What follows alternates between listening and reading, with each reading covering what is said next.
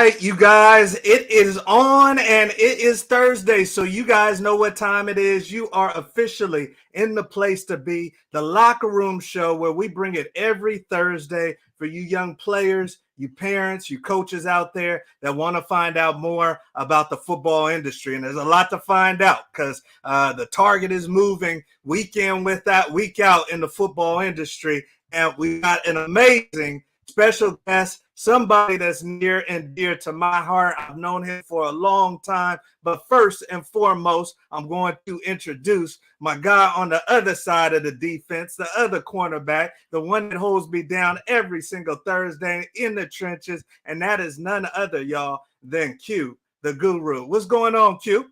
What's going on, Coach? We got another good one, man. We about to get at it right now. Right now, it's a good one. Coach, appreciate you coming on. This is about to be a great show, y'all. I got to buckle up. Definitely, we got some wonderful topics for you, I promise. Yes, D. So the gentleman that you see in the middle of the screen, you guys, this is somebody that I was fortunate enough to meet when I was 17 years old, deciding where I was going to go for college. The phone rang, and that was all she wrote. I went and followed this gentleman to the University of Colorado in Boulder, became a man in Boulder. This is somebody that played at CU himself, phenomenal tight end, played in the NFL, and now guy is coaching in the NFL for the Miami Dolphins. So that is none other than the great Coach Jon Embree. How's it going, Coach? I'm doing great. How you guys doing? Good, Coach. We're doing good, man. And I know it's hard to get an NFL coach because you guys are so busy. So I appreciate you sneaking away and spending some time with us. That's no problem. Anytime. There you go. So, hey, you guys, this is where you guys get to tap in to people that are really doing it. You know, we're not bringing on armchair quarterbacks. We're bringing on people that are in the industry and know what they're talking about. So once again, Coach Embree is currently with the Miami Dolphins, tight end coach. And you guys, this gentleman is known as might very well go down as the best tight end coach of all time with all the people that he's coached, the Daniel Grahams of the world, the Tony Gonzalez's of the world, the George Kittles of the world. These are people that he's worked with on a day in, day out basis. Also, a very unique tidbit for you guys to take away. He was the former University of Colorado head coach. So I know a lot of you guys are checking out Coach Prime. It's a lot of bandwagon people. But this gentleman has not only played for a major FBS school, but he also got to coach his alma mater. And when you start talking about African-American coaches at this level, I don't know, Coach Embo, you might very well be the only one who's ever accomplished that. I don't know off the top of my head. So very, very great guests that we have in here tonight and excited to get with you. So let's get into it. You know, our first topic, and for those that don't know, we cover trending topics in the football industry, obviously the history of our guest as well. But the draft is coming up, the NFL draft, and sometimes organizations bust and sometimes they boom. You see the aforementioned George Kittles right there on the right. Tom Brady, late draft pick, who is a Bay Area native, is probably going to possibly go down as the greatest quarterback of all time. So when we talk about the draft process, Coach, every team has their different process, but you've been around the game for a while. In your mind, what really matters? Give us 2 or 3 things that have to be exclusively looked at before you take a kid. Well, for me, one of the first things is, and this is going to sound crazy, I don't care about the combine. You know, guys trying to run 40s and doing that, you know, it's a difficult situation they're put in, doing medical and hanging out and all that. So to me, that doesn't really mean anything to me. I like to try to find out if they love the game, if they're committed to being the best that they can be, if they are willing to work and do extra, and have they done that in the past? You know, everybody, you know, you get these guys to combine, they'll tell you whatever they think you want to hear. So you really try to want to ask them questions or be around them enough to find out really who they are. Especially now with everything that's going on with the portal and NIL money. You know, some of these kids think like, oh yeah, I made whatever $75,000 and not to sneeze, but yeah, that's money. But really, when you're talking about what you are have an opportunity to do in the NFL and what's out there, $75,000 is nothing. And so the reality of it is are guys willing to do the stuff, and have they been doing the stuff that they need to do to try to become the best player, the best version of themselves? Right. Okay. Is that harder to evaluate nowadays, or is it the same as it always has been? It's getting a little harder because, you got with the transfer portal, kids are leaving and going to different schools. And usually that used to be a red flag. Kids don't play in a bowl game now. And so it's hard to judge that, because I get it. Sometimes kids feel like they're trying to do what's best for them. But at the end of the day, you're at a place where the school's invested in you, the coaches have invested in you, but more importantly, your teammates. Both of you guys play college football, and I used to and you've heard this from me, T. Wood, but when you have your first kid, when you get married, who's there as your groomsmen? Who are you calling first? It's your college teammates.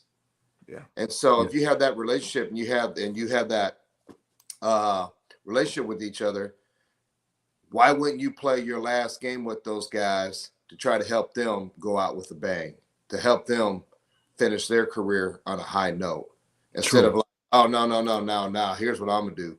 I'm not going to play because I don't want to get hurt, And, okay. Right. So, you got to take it for what it's worth. Like, there's a prospect that I had been talking to, not this year, but in the past. And it's like, why didn't you play in the bowl game? He said, well, if it had been a bigger bowl, I would have played. So my thing to him was then, well, I guess you won't play in preseason then. Down the road. Right? Thanks. You can't have it both ways, right? And so it's just things like that you got to kind of go through the layers, so to speak, and try to really find out what this person is or what he's really about, because the organization is going to invest millions in this person. And you still don't get it right sometimes. But at the end of the day, when you miss those red flags and you miss those things and you still go with it because he ran fast or jumped high, shame on you as a coach. Okay. All right. But doesn't it seem like, Coach, a lot of times, and we've seen this, T and I talk about this all the time, with really people that really know the game. You'll see kids that sometimes come out of particular programs that might not have really got a lot of clock, a lot of tape to really, for you all really to break down a review, but they test out and still end up getting drafted off of athletic ability. Right. So you haven't really seen production, but you'll go with the kid because of a 40 time and his vert and broad jump from Florida State, but you'll see a kid that played for Wyoming with a ton of production, but he'll have to go free agent. And I never understood that. You see that all the time. I know. And so with me, if depending what the organization's if they're letting the coaches have a lot of input, that helps. If you're in an organization where, I won't say names, I've been in organizations where they're okay, who are the guys you like? And your draft meeting lasts 20 minutes and they're just going to take whoever they're going to take. Right. So I'll give you an example of that. So there's a kid, Ross Dwelly, that I signed as a free agent up in San Francisco, played at the University of San Diego. Loved his tape, loved his production. He had an awful pro day, ran a 5.1. Okay. What did he play, Coach? I don't know if we should take him. All I know is the tape says he's faster than 5.1. Right. So signed a free agent. Yes, he didn't get drafted, but now he's going into year 6. Wow. Okay. There's guys in his draft class. No, he's good. That got drafted that are no longer in the league. I think that's him right there, 82. Is that him on the right? Huh? Is that him on the right, Coach? No, that's Garrett Selleck. So Dwelly is 82 for us. 82, yeah. Okay. He's legit. Yeah, okay. But, I always preach to kids this all the time. It doesn't matter when you go. It's about where you go and taking advantage of your opportunity. Facts. Okay. Because the bottom at the end of the day, you can get to a second contract or third contract. It doesn't matter. You're going to make your money. True. But don't get caught up on when you get drafted or where you get drafted. You want to go somewhere where you have an opportunity to go play and go. You don't want to go somewhere like, oh, I grew up as a Cowboys fan. I want to go to Dallas. Well, if they got 5 tight ends and you're coming in there, what's the chances of you making it? Yeah, super slim. Absolutely. In there. Jacksonville only has 2 tight ends, and you had an opportunity as a free agent to go there, but you wanted to go play Dallas because you wanted street cred or whatever, talk to your boys. Right. Yeah. No, you didn't. You go to Jacksonville, they only had 2 guys, then you had a chance to make it. And that's really what it's about. What I tell guys all the time, this is a couple things. If you're not the guy, in other words, you're not a George Kittle, you're a Ross Dwelly. At the end of the day, I'm really not your coach anyway. The special teams coach is your coach. That's true. You play on special teams, they're not going to A, have you active on game day, and B, they're not going to let you make the roster because you got to do something. You're not going to play in front of Kittle. So how do you get where's your value? Yeah, how do you that's true. Value for yourself. That's true. I'm always trying to preach that to my guys, my free agents. Create value. Make it hard for them to cut you. How do you do that? You got to be a great special teams player. You got to know what you're doing. You got to know how you're supposed to do it. You got to be available. That's the best ability you can have is availability. Absolutely. If you can't go, you can't get tape. And you can sit there and say, oh, you know what? Well, I was a 4th round pick. I've been on teams, 4th round pick, got cut, never played it down.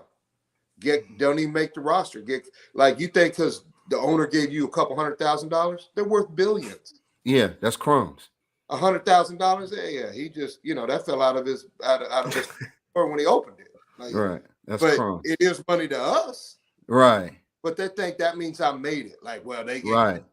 No, you don't just to keep get chances. Right. You got to find a way to create value for yourself. Fact. You hear that, kids? See, so again, special teams keeps the Turk away. Coach, am I lying? Yep.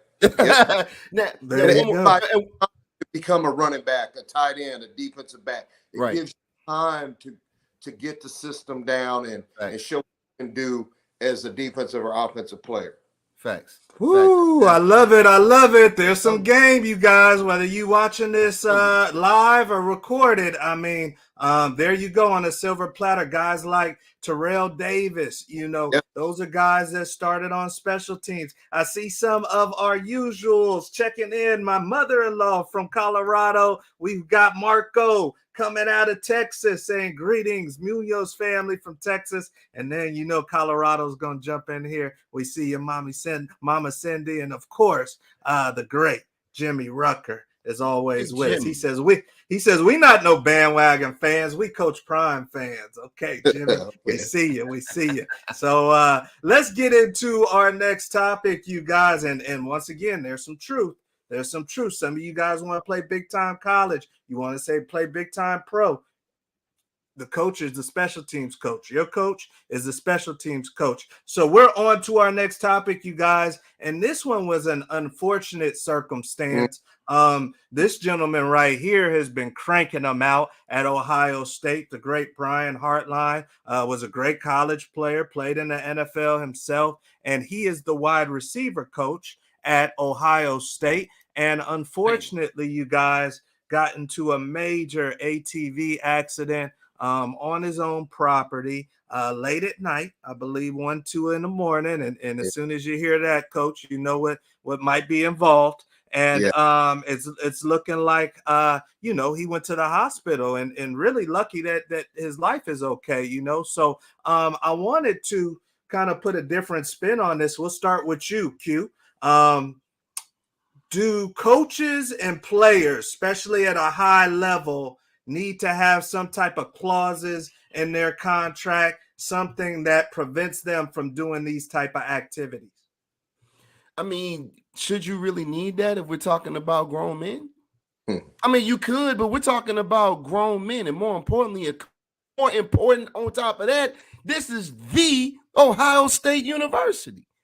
I mean, you have to understand. Think about it, fellas. This man is coaching the best wide receiver in the country right now in next draft.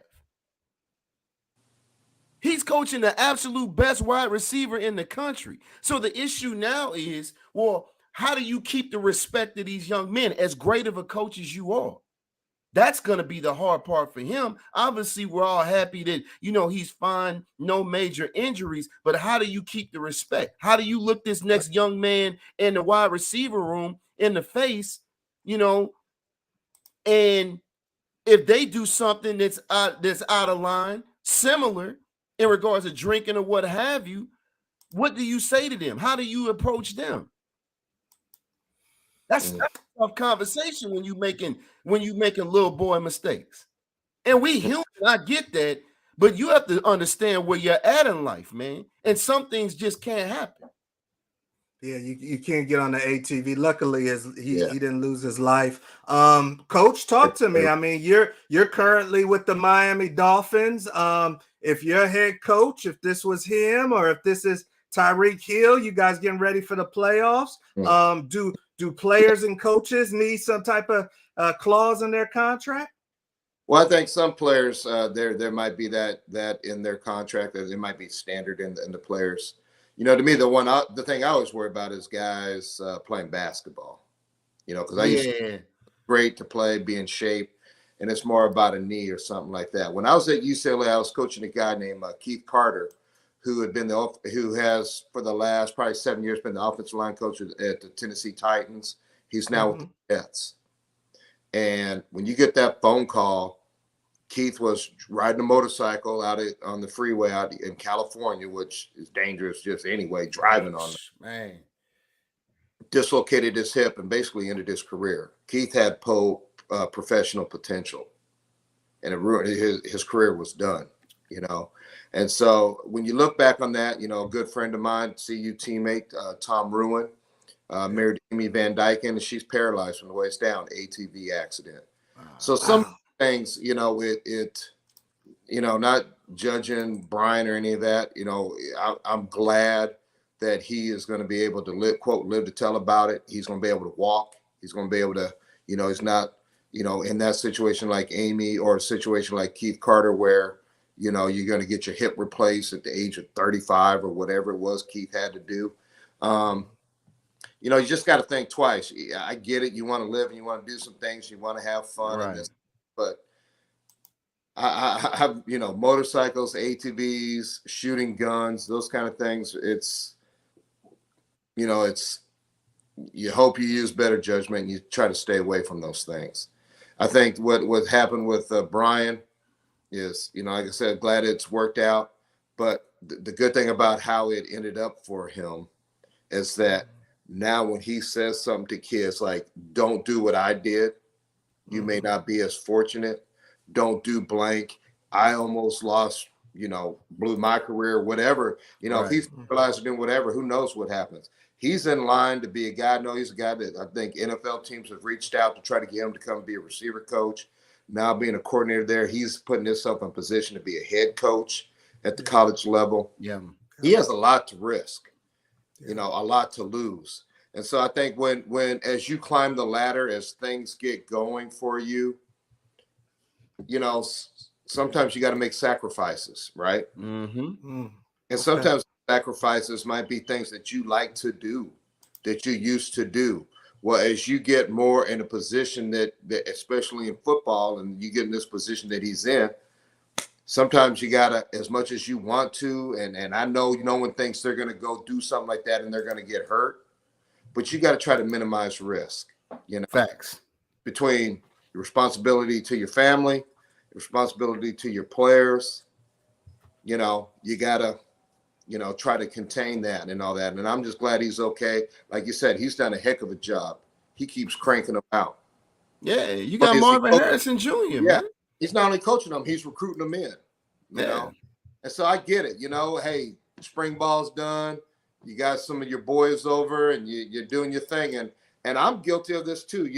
I'm 57 years old, but I'm around young guys all the time. You sometimes forget. Right. Right. Now, Father Time will remind you, or you all of a sudden you're back the next morning. It's like, damn, what did I do? Right. This environment, and you forget. Father Time, some of those other things. You forget you're not that same guy. Sometimes you forget the position that you're in, So I'm glad I'm glad he's good with it and all that. And I look at it this way. This is going to be a positive for him in the program because now when he says, hey, here's why you shouldn't do this or do that, he's speaking from experience. Yeah. Yeah, no, he's a hell of a coach, and nobody wants to see him get injured. And it does seem like he really cares for his players. They love him. So I'm glad he's able to come back from that one and great feedback. I see some of our greats coming in. Sports agent Fletcher says, I'm super excited for this one. Congratulations on the success with the show. We got Coach Falls coming in from Georgia, Alabama. I don't know where you're at, Coach, but he says, players, take notes, learn from others' mistakes. And you got that right. You don't want to fall into the same thing. So we are on to our next topic, you guys. And the next topic is players' commitment. Players' commitment, because the university is putting forth a commitment with your scholarship dollars. The organization at the NFL is putting forth a commitment with your contract. And this caught my attention, Coach, that Hunter Long was being questioned about his how he was feeling about football and his commitment. But I think it's good for us to talk to all young players. That might have been questioned when I was in college, so obviously these kids got to go to practice. Obviously they got to work hard. But as a coach, how do you see that, or how is it shown to you that this kid is really committed? Well, things I look for, and none of these things pertain to Hunter, so let me just say that. But so if a meeting starts at 11 o'clock, when are you in the room? You in there at 10:59 and 59 seconds? You in there at 10:55? Do you take notes? Okay. Do you, when you have an opportunity to do body maintenance, do you take advantage of it, or are you want to play Call of Duty and play Madden? How much tape do you watch? What questions do you ask? Okay. How are you in the locker room with your teammates? One of the things that I'll do when I get an opportunity, if I do what I call a private workout with a kid and go in there, I'll talk to the trainer. I'll talk to the equipment manager because I want to know how you treat them. Okay. Is he a guy that hangs out, or is he the first guy out of the locker room after a game? Is he a guy that it don't matter if we lost, I got mine? Right. All those things all kind of go into the thing. And then when you come out to practice, are you prepared? Coach, I forgot my mouthpiece. Oh yeah, I don't have this. Oh yeah, my shoes, whatever it is, right? Like we've all been around guys, you've all played with guys that they always got something. Okay.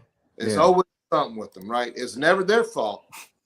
But it's always something, right? Right. If you're not committed, it's not important to you, because when things are important to you, like you got a date coming up with the girl you've been trying to get with. Do you run out of gas?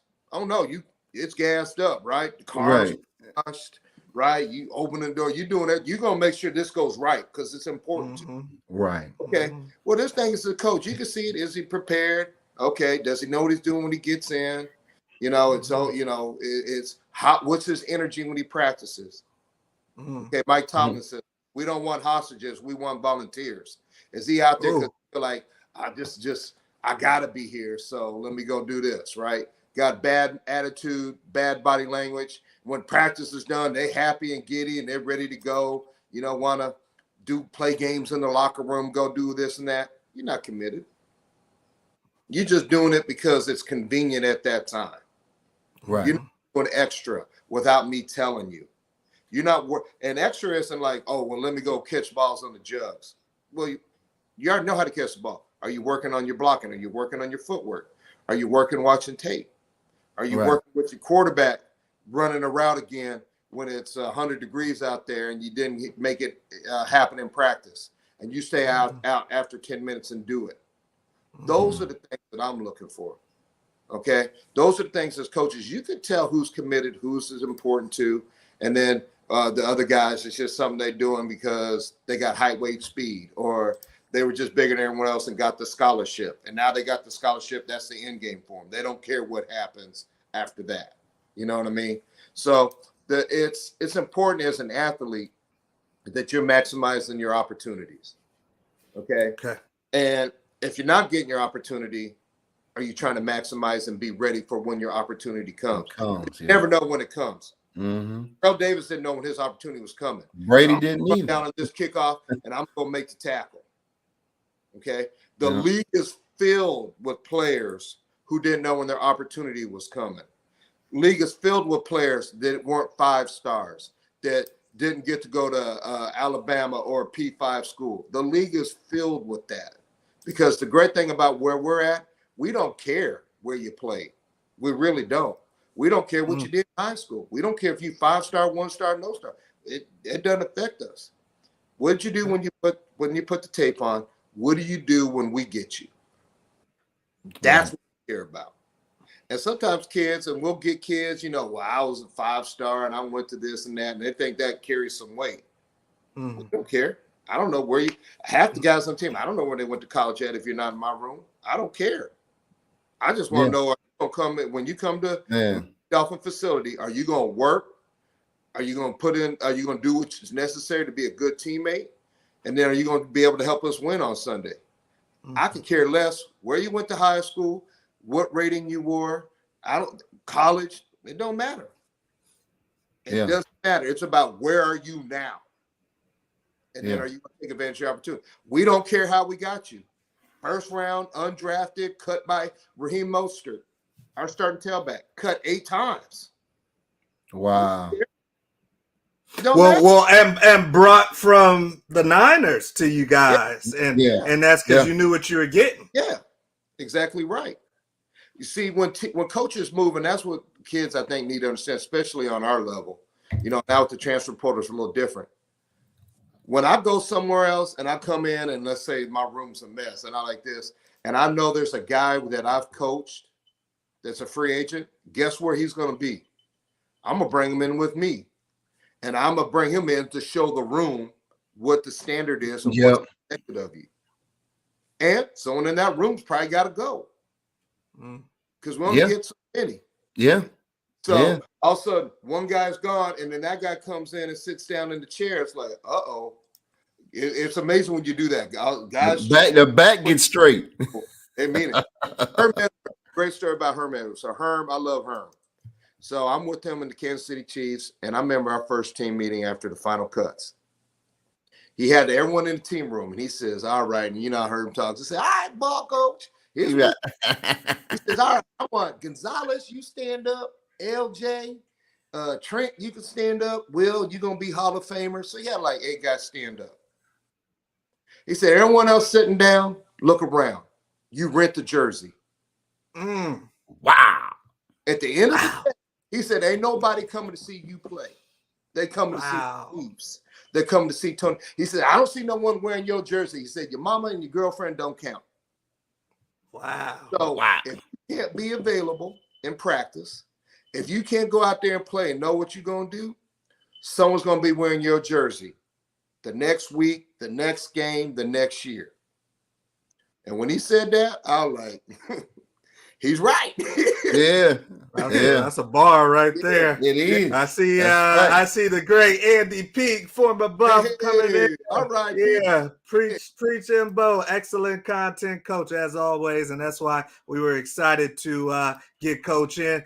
Q, shoot it to me straight, man. You're 4 or 5 years at Kansas. If I was ranking your commitment 1 to 10. Be honest with us. What do you feel like your commitment was at KU? I mean, it could have been a lot better. It was one of those things where I told you as well, it was one of those things where I could have looked at more tape. I relied too much on athletic ability a lot of times. Sometimes, and coaches see this too. And I didn't learn this until further on in my career. I actually had, a lot of, when I was getting opportunities in regards to the league, and talking to Bolitnikoff and other coaches that have been there, done that. And when they were giving me their analysis, they were like, we could tell when you're not there, but when you own among the best in the country. But we know we can see on tape when you're not there. But that goes into preparation. You see what I'm saying? So it's always when you hear your coach say it's the little things, they really mean that. If you notice, like, listen to what Coach Embree just. A lot of things some things may have been on the field, but he was talking about a lot of stuff that's off the field. A lot. And it's all part of the equation. It's all part of the equation of being successful. Because especially as you go up, high school to college to the league, everyone is talented. So what is it that you're doing to set yourself apart? Now, even after you see this episode, go back and take a look at our episode with Ronnie Lott and hear about what he had to say about Jerry Rice and his work ethic, or Joe Montana and his work ethic. That's why they have yellow jackets. Yep. Tom Brady's a blue collar guy. Like, understand this, right?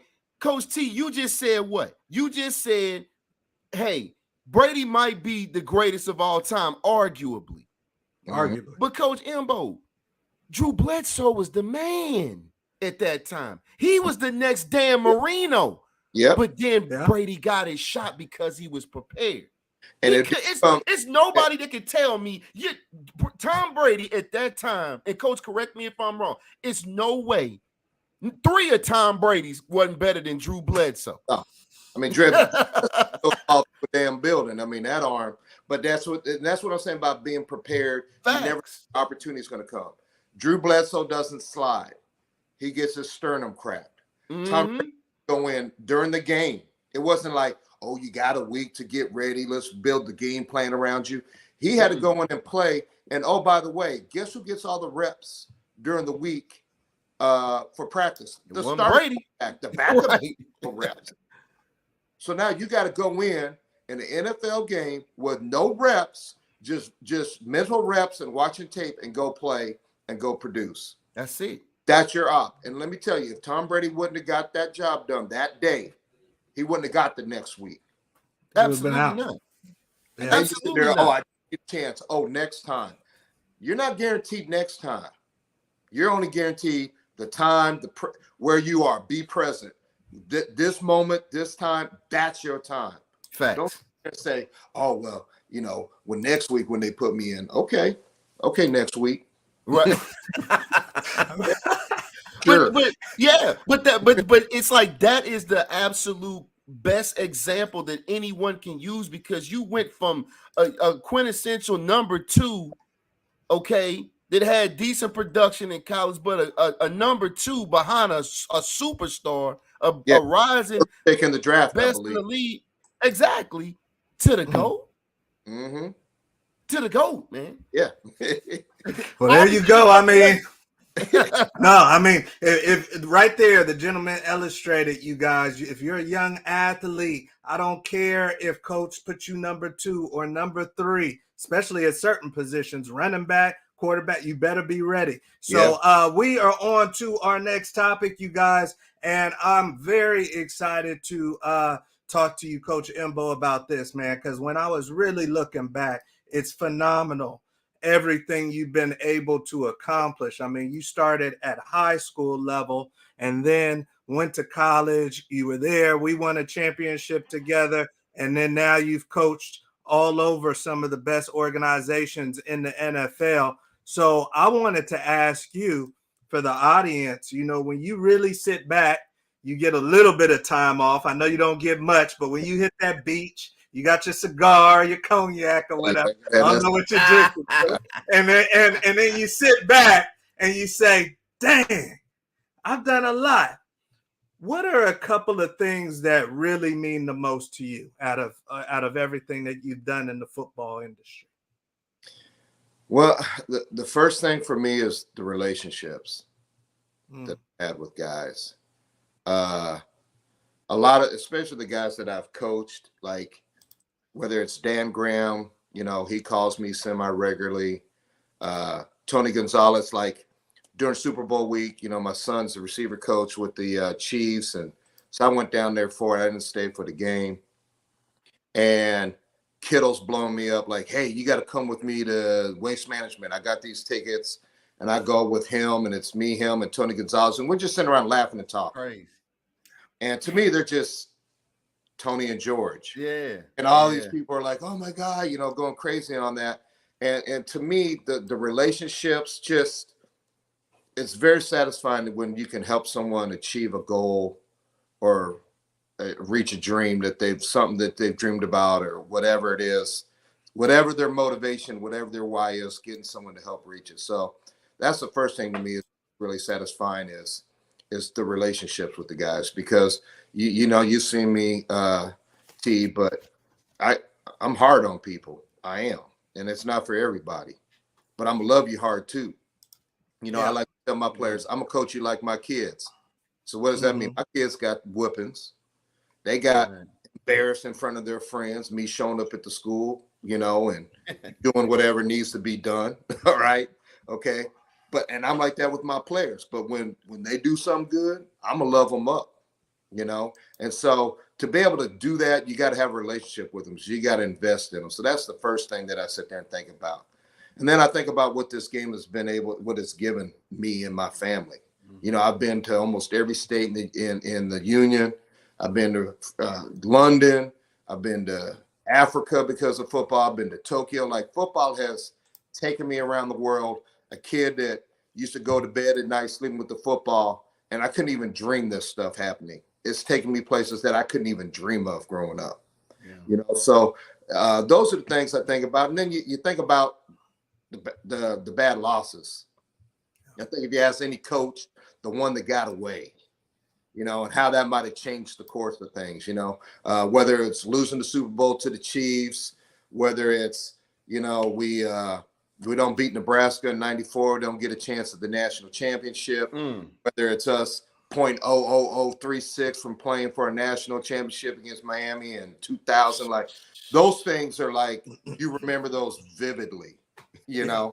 I remember those more than my first touchdown in college, or, you know, my first pro game. Like, those things like that. There's certain things that stick with you like that.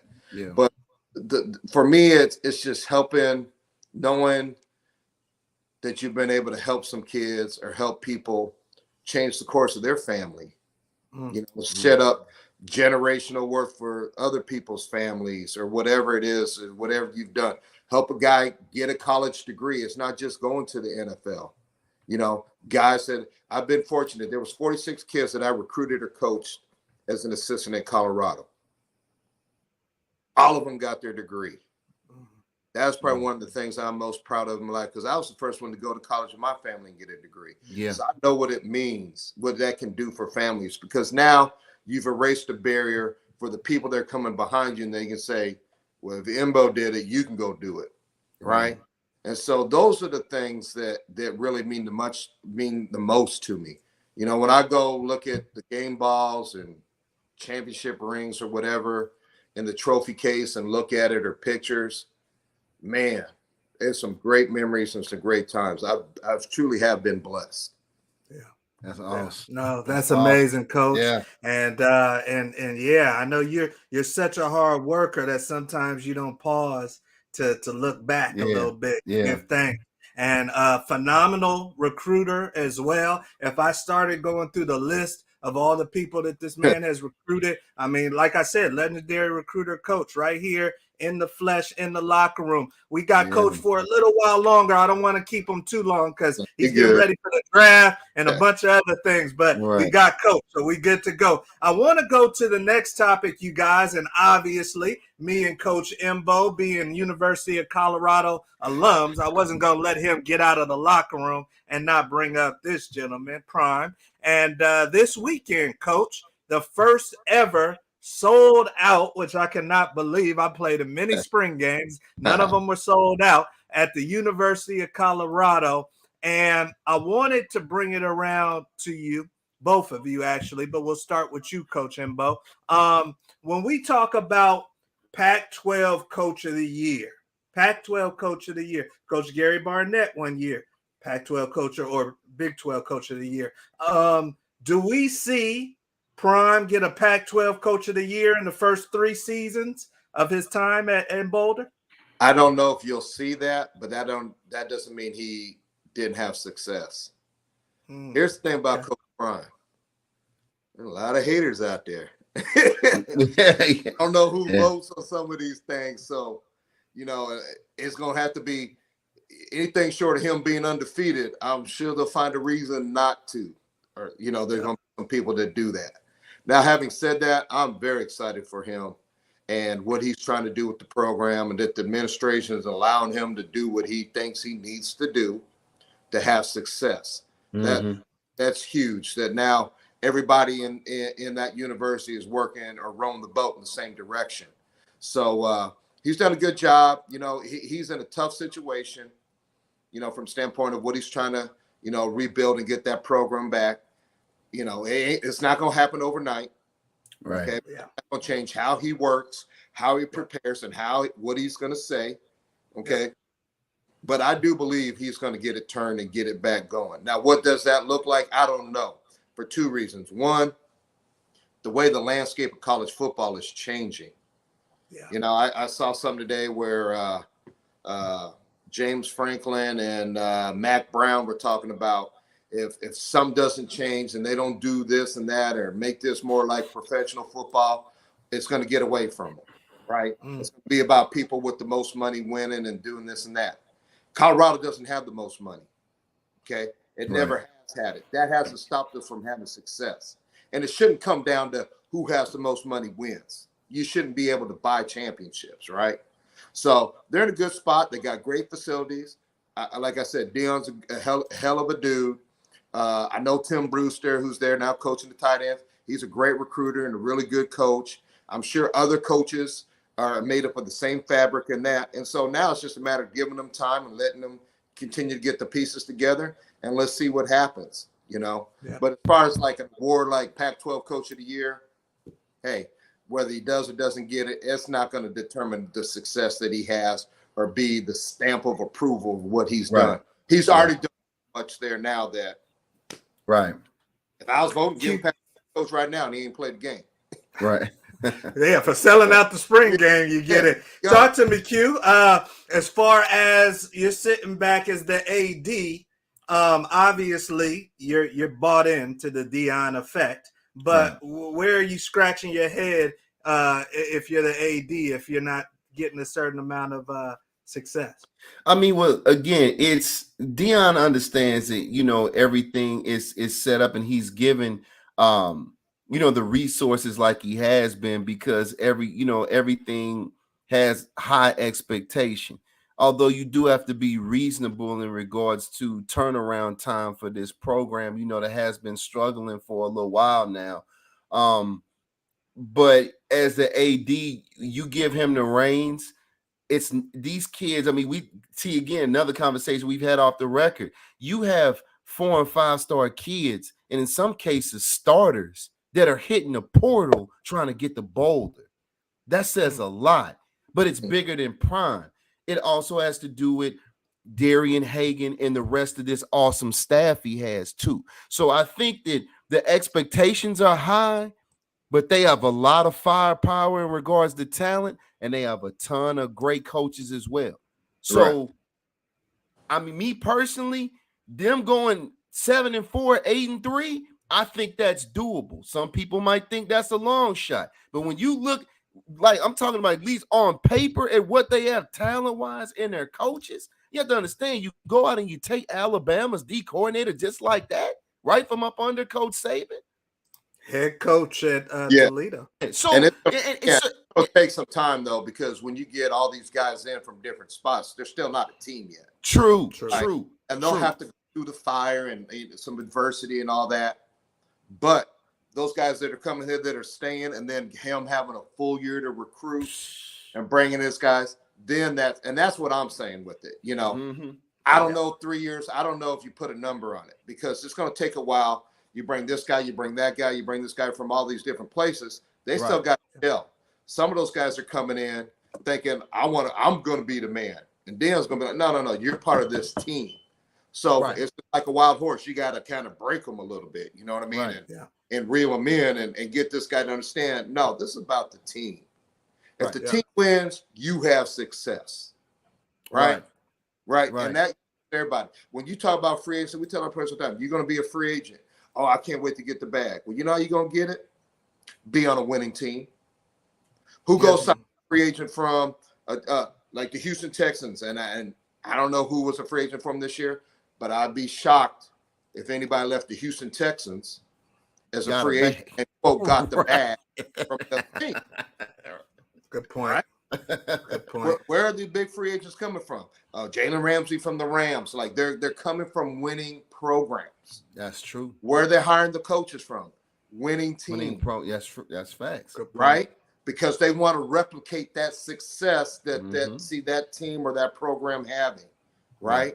So really, Deion's next task is going to be keeping these guys there and not a guy getting discouraged because he's second team and want to leave and go start right away.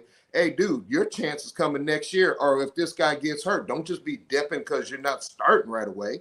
True. So that'll be the next issue that he'll have to deal with. But he's doing a good job of getting bodies in there.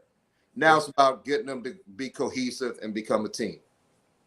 Great point. Great point right there. Hey, you guys are getting some great commentary. And once again, this is somebody that's in the industry, literally dealing, just came out the playoffs, NFL playoffs. So we are on to our next segment, you guys. And Coach is giving us generous time tonight, which we definitely appreciate. But this is one of our fan favorite segments. This is the lightning round. And for those that don't know, I'm going to throw in the thunder. We got our lightning round. And for those that don't know, this is our version, you guys, of word association, where we bring whoever our guest is through a blitz, a little blitz. He's got 60 seconds to tell us the first thing that comes through his mind. And I know Coach is going to keep it PG-13 for us. Coach, I done seen Coach go off now. So don't even think it's all sweet. But Coach, you ready to go? You got 60 seconds. All right. All right. So we don't do this for fun, Coach. We got a little wager on it. So the number's 14. If you can get 14 or more, then the next time I see you, I got a little dinner on me. And it's not an NFL Mike McDaniels type dinner, but it's going to be on me. So let's get after it. We got Coach in the locker room ready for the lightning round. So let me start my stopwatch. And you know I'm never going to cheat you, Coach, but you have zeros right there. And you got 60 seconds now. So the first thing, I got a good list. First thing that comes to your mind, okay? Here we go. Okay. All right. And I'm not going to start it till the first one. All right. Number one in the lightning round. Mike McDaniel, go. Funny. Number two, Cordell Stewart. My guy. George Kittles. Beast. Favorite restaurant in Miami. Mastro's. Best player you've ever seen in person. Adrian Peterson. Pasta J's. Pizza Imbo. Jason Witten or Antonio Gates? Gates. Best mascot in college football. Ralphie. Eric Bieniemy. He's cooking. Head coach. Lobster or crab? Crab. Daniel Graham. 52 seconds. Second best tight end in CU history. Ferrari or Phantom? Phantom. Coach did good though. Hold on, we gotta add these. You might have got it. You might have got it. Then we got revisit. He was smart. Especially in the beginning. He was giving us the one words. Yeah. All right. Man. So let's count them up. Now you get one for tech delay. So even 13 is good. You're tied with 13, but 14 is the number you gotta beat. So number one, Mike McDaniels. 2, Cordell. 3, Kittles. 4, Mastros. 5, Adrian Peterson. 6, Pasta. 7, Antonio. 8, Ralphie. 9, Bieniemy. 10, Crab. 11, DG. 12, Phantom. So he gets 13. He's one short. He's one. Coach is competitive. Don't play. But let's revisit. Let's revisit a couple of these. Obviously, everybody believes Mike McDaniel's funny. Cordell's his guy. He's going with the Antonio Gates over the Jason Witten. Okay. Hey, Coach, I got a question about that too before we get out of here. I'm glad you said that. He didn't even hesitate with that. He's going with the Crab. He says Daniel Graham's second best tight end. I don't know if DG's watching this, but Coach Embo saying he's number one. He's going with the Phantom. He's going with the luxury over the Ferrari. I expected that. And I'm too old to get that damn Ferrari. It's too low to the ground. Okay. It's too low. He's not comfortable. The knees, Coach. And then bad boy. And then he said, out of all the places in Miami, the spot where you might catch Coach after a win is Mastro's. And then the other one that was big, because Coach has seen a lot of dogs, a lot of Hall of Famers. Man. Let's revisit this one. Best player you've seen in person. Mm-hmm. I can believe that. Yeah. Hey, AP.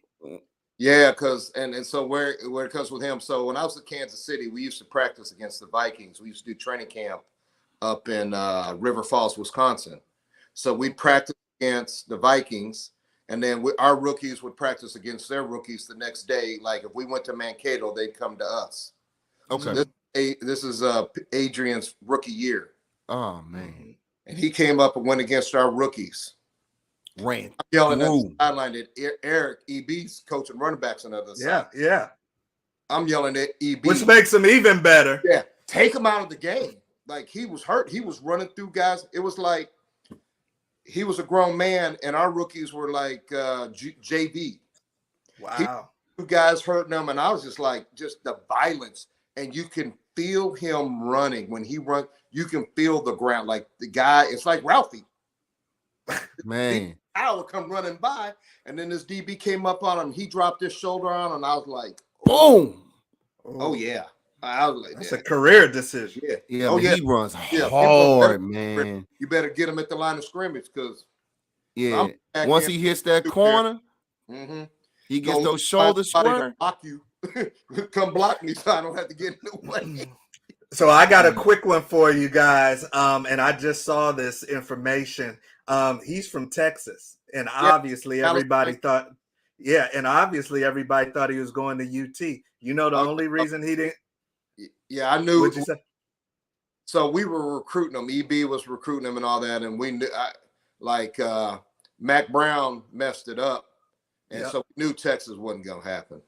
Yeah, he said the only cue. He said his uncle played at Texas. He said, man, I've been around Texas since I was a little boy, and I'm the best thing in Texas. Senior year.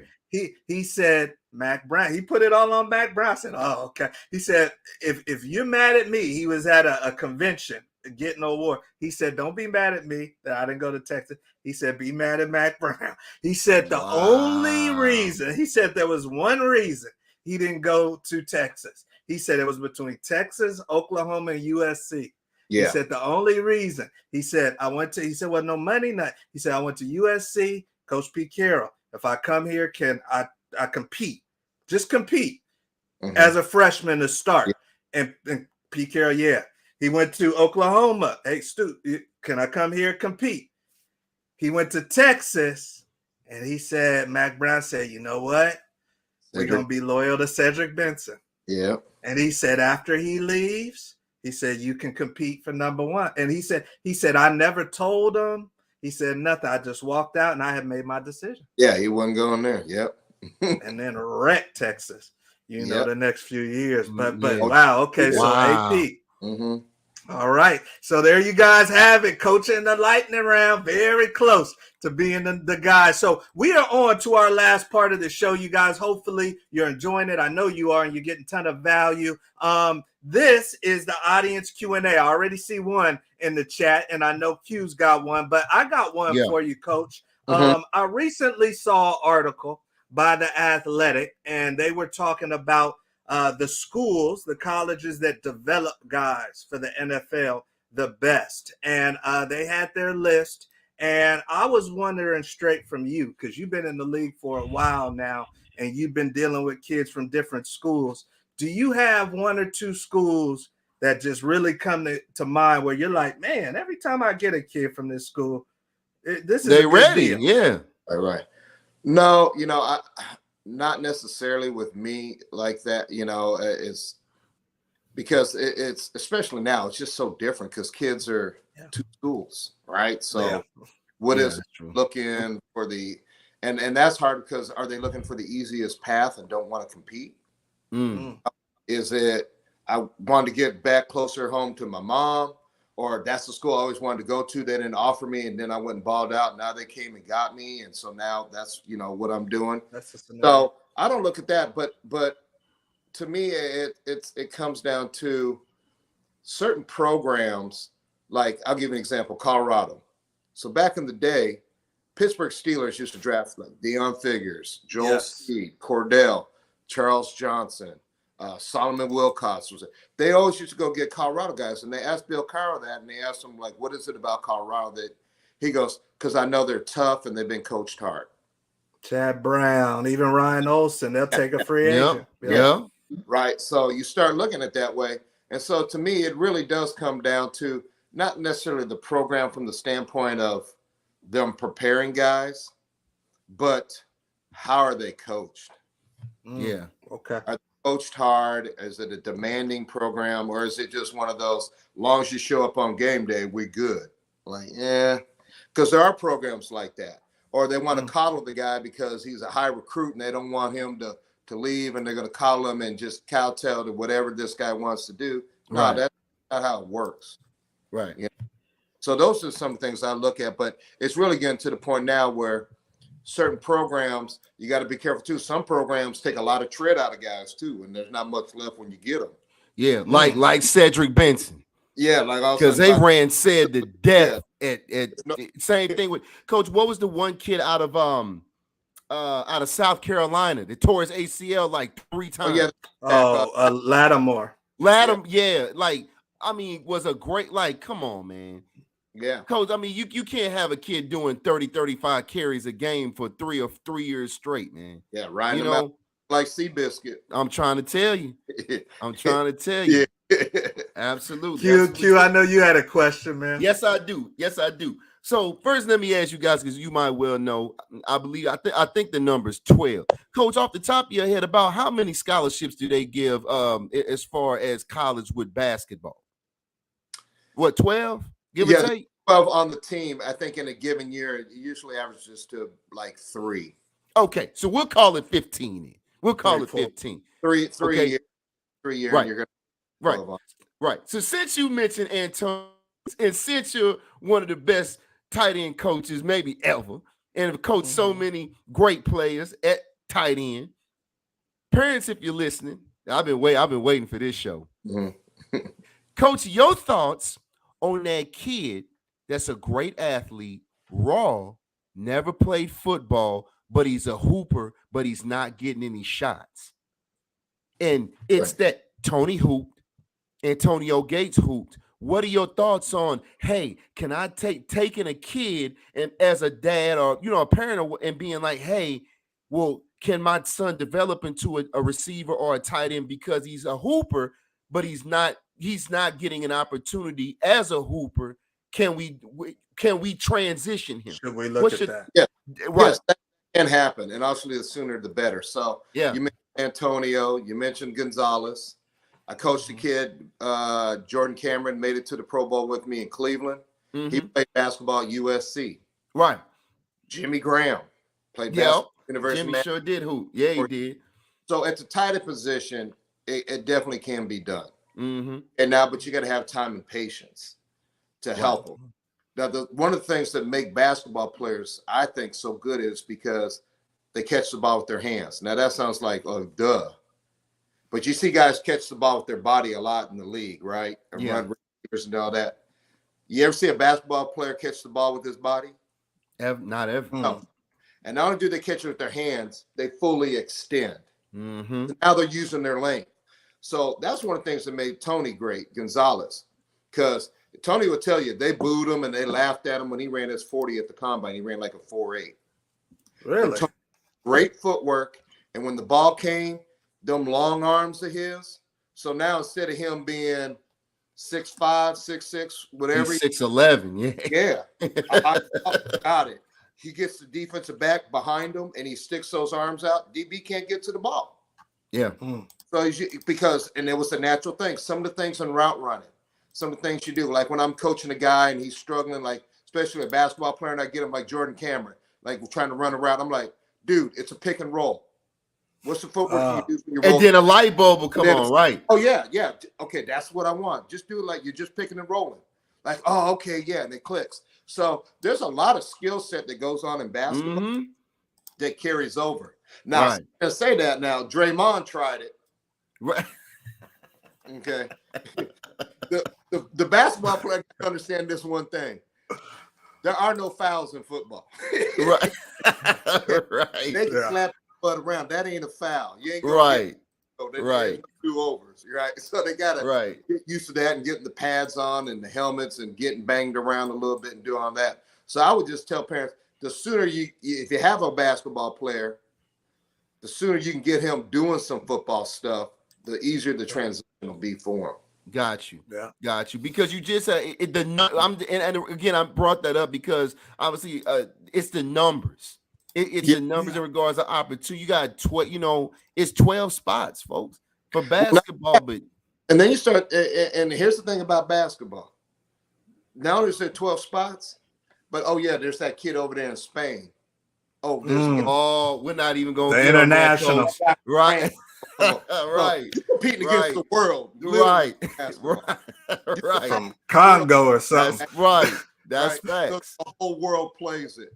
That's facts. World champions in football. Well, it's just really us. Yeah.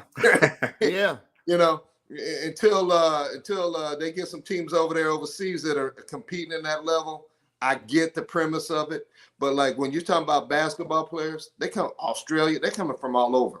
Yeah, that's true. Yeah, that's a good point. True. That's a good point, Coach. Don't so you basketball players out there.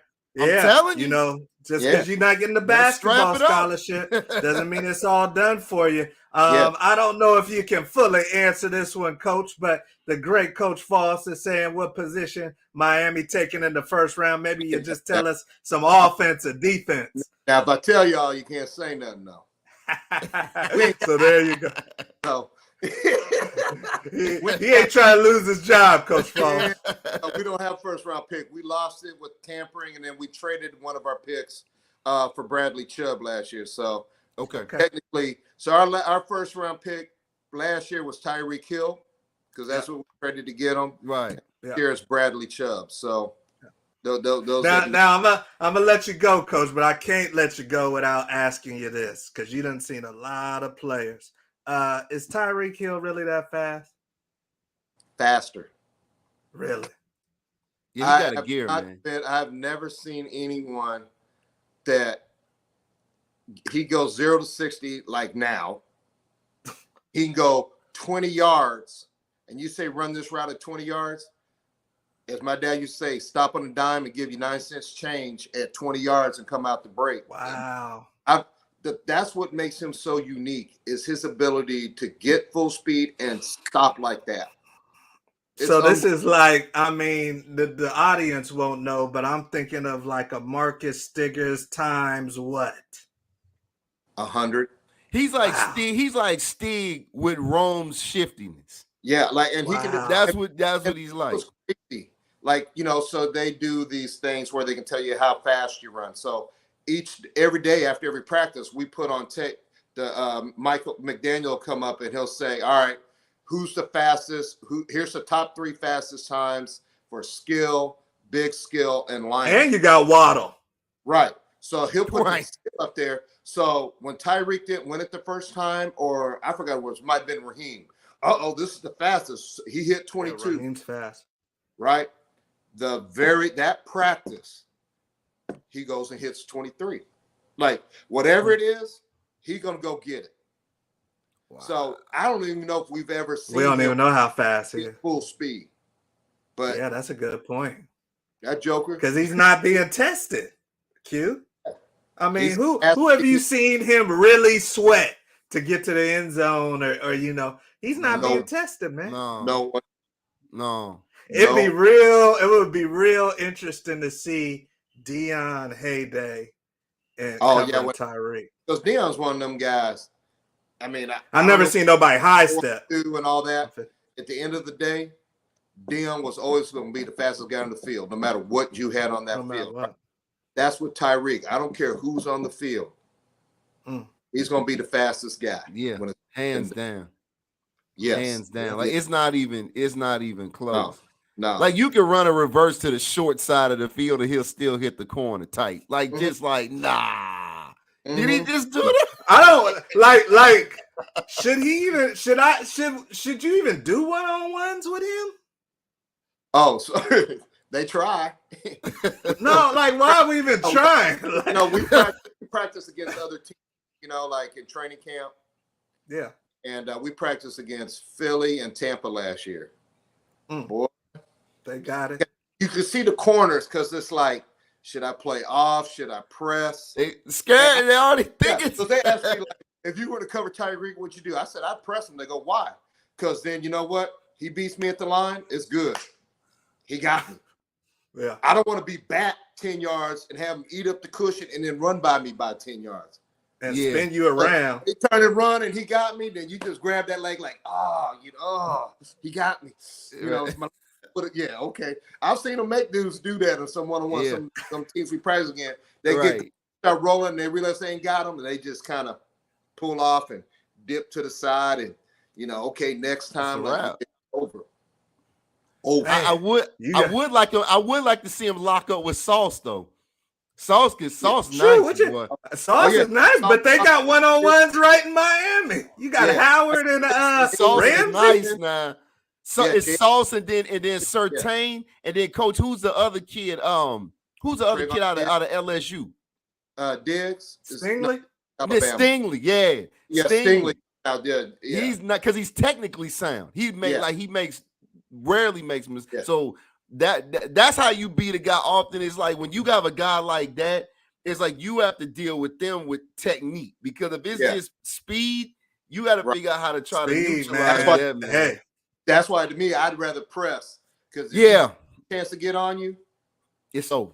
As a former, if he's even, he's over. Give me a big boy any day over Tyreek Hill. Any day. So and those one-on-ones are gonna be lit. A 5-yard penalty. Jump outside, give him a 5-yard penalty, and then get coach. Let's go cover 2. Give me that safety over the top. Right. Let's get in the red zone. Let's get in the red zone. But hey, obviously you guys know they call him the cheetah for a reason, and right there, coach is telling you it's not fake. It's the real cheetah.